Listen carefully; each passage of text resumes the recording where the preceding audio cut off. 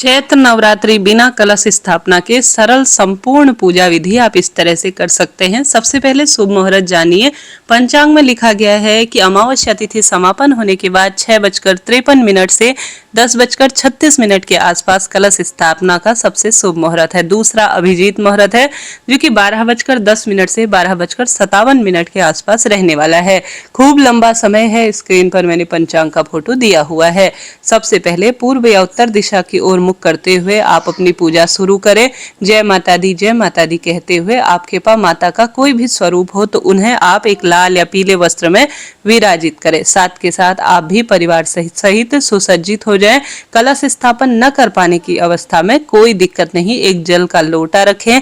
जल के लोटे में आप सुंदर तरीके से थोड़ा चावल, थोड़ा सा पिसी हुई हल्दी, 1 रुपए का सिक्का डालें और साथ के साथ दूर्वा और पुष्प, यह चीज हमेशा घर में होती है। यह नहीं है तो लौंग और इलायची का भी प्रयोग कर सकते हैं। कलश के मुख पर मौली और स्वास्तिक बना लीजिए। एक पूर्ण चावल का पात्र और एक दूर्वा या एक पुष्प माता रानी के दाहिनी तरफ थोड़ा सा चावल रखकर और माँ और गणेश जी के निमित्त भी थोड़ा चावल रखकर आप रख दीजिएगा। जय माता दी कहते हुए सरल सी पूजा को करना आप शुरू करें। कम सामग्री में कम समय में भी नियमित ऑफिस जाने वाले व्यक्ति इस तरह से पूजा कर सकते हैं। कलश को अर्थात जो आपने जल का लोटा लिया है इसे 9 दिन तक यहीं पर रहने दें। 10वें दिन आप सभी इसे विसर्जित करें, घर पर छिड़काव करें। ठीक है। अब सबसे पहले दीप देवता गोल जो है दीपक या लंबी बत्ती का दीपक घी या तिल के तेल का आप रखें। अगर सरसों के तेल का और तिल के तेल का तो ये माता रानी के बाएं हाथ की तरफ होगा। अगर घी का प्रयोग कर रहे हैं तो दाहिने हाथ की तरफ इसे रखें। ठीक है। दीपक हमारी पूजा पाठ के साक्षी होते हैं तो वह प्रज्वलित करें। गणेश जी महाराज को सबसे पहले पूजित करें और जल का छींटा स्नान का भाव करते हुए समर्पित करें। गणेश जी पर चंदन समर्पित करें, साथ ही अक्षत समर्पित करें, दूर्वा और पुष्प इत्यादि समर्पित करें। साथ ही माँ दुर्गा भवानी को रोली, चंदन, हल्दी, अक्षत सारी चीजें एक एक करके माता तेरा है, तुझको अर्पित है, ऐसी प्रार्थना कर कर धीरे धीरे सब चीज समर्पित करें। जो आपने कलश रखा है, जल का लोटा रखा है, इस पर भी रोली चंदन लगाएं और जो दीप देवता है उस पर भी रोली चंदन लगाएं। साथ के साथ माता की मूर्ति प्रतिमा पर आप वस्त्र रूपी कलावा समर्पित करें। इस तरह साधारण सरल सी भी पूजा हो सकती है, कोई दिक्कत की बात नहीं है। पूर्ण कैसे पूजा करें, कैसे आप सभी हवन करें, इसका वीडियो चैनल पर है। कलश स्थापना, ज्वारे बोने, उसमें सब मैंने नियम बताए हैं। एक बार आप देख लेंगे तो आपको जानकारी हो जाएगी। आप यहाँ पर संकल्प भी ले सकते हैं। दाहिने हाथ में पुष्प और अक्षत लेकर अपना नाम गोत्र बोले और कहे कि हे माँ भवानी, मैं नवरात्रि के व्रत कर रही हूँ, या जो भी आप संकल्प कर रहे हैं इन व्रतों को पूर्ण करें। ऐसा बोलते हुए आप सभी अपना नाम गोत्र बोले, मेरे इन व्रत को पूर्ण करें माँ और इसका सुंदर परिणाम मुझे दे दीजिए। ऐसी आपको प्रार्थना करते हुए माँ के श्री चरणों में संकल्प को छोड़ देना है। यह संकल्प की विधि होती है। इसके साथ ही मौसमी फल इत्यादि का माता रानी को भोग लगाएं। पंच मिठाई, पंच फल का भी भोग लगाते हैं तो उत्तम होता है।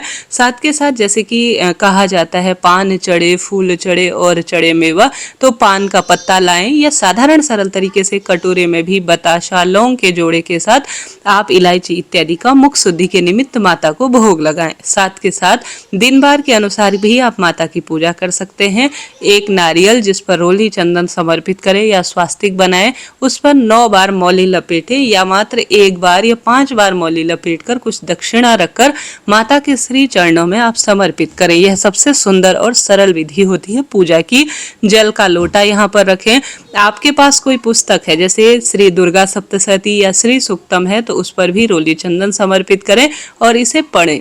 और 9 दिनों में किसी एक दिन आप सुहाग सामग्री 16 हो, कम हो, जितनी भी हो, 5 हो, माता को समर्पित करने का प्रयत्न करें। तो इस तरह से आपको सरल सी पूजा प्रथम दिन यह करनी है। इसमें बहुत अच्छा सुंदर परिणाम मिलता है। अब आप सभी को सरल तरीके से एक कुंडा लेना है। एक कोई भी मिट्टी का पात्र या तांबे का पात्र है तो उसे ले लीजिए और इसमें गोबर का कंडा आप सुलगा लीजिए। हवन करना सदा सर्वदा घर में नकारात्मक ऊर्जा का नाश कर कर सकारात्मकता देने वाला होता है। आप जानते होंगे अग्नि जब थोड़ा सा प्रज्वलित हो जाए तो सबसे पहले घी की आहुति दी जाती है। सबसे पहले घी की आहुति आप गौरी गणेश के नाम से समर्पित करेंगे। दूसरी घी की आहुति आप पंच देवी देवताओं का ध्यान करते हुए इस जो है अग्यारी में समर्पित करेंगे। पंच देवी देवता कौन है? सबसे पहले गणेश जी महाराज, सूर्य नारायण भगवान, माता दुर्गा और शिव शंभु और श्री नारायण इनके नाम की दूसरी आहुति दीजिए।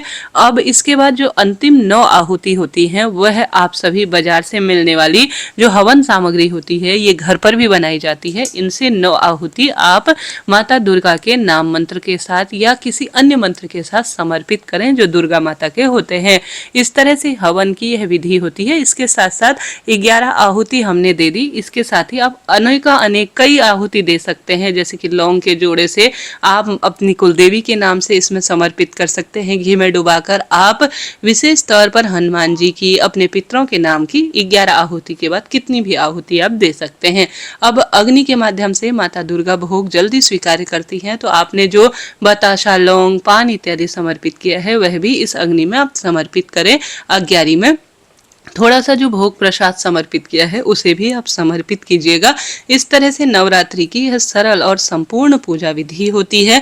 भूल चूक के लिए आप क्षमा प्रार्थी हो जाइएगा। एक दीपक लीजिए या उसी दीपक से, इच्छा आपकी है, संभव हो तो दूसरा दीपक कपूर के साथ लीजिए और ओम जय अम्बे गौरी मैया जय श्यामा गौरी, ये वाली आरती आप गाने का प्रयत्न करें। परिवार सहित इस पूजा को करें। भले ही आप कलश स्थापन करें तो अति शुभ रहता है। इससे पहले चैनल पर वीडियो है, कमेंट्स में पिन है, आप उसे एक बार देख लीजिएगा। अगर नहीं कर पाते कलश स्थापना तो इस तरह से भी कम समय में आप संपूर्ण पूजा को कर सकते हैं। इसका लाभ ही लाभ है। अब जो जल का लोटा लिया है ना, उसे 3 बार आप जो यहाँ पर अग्नि प्रज्वलित है उसके ऊपर से घुमाकर धरती पर छोड़ दें।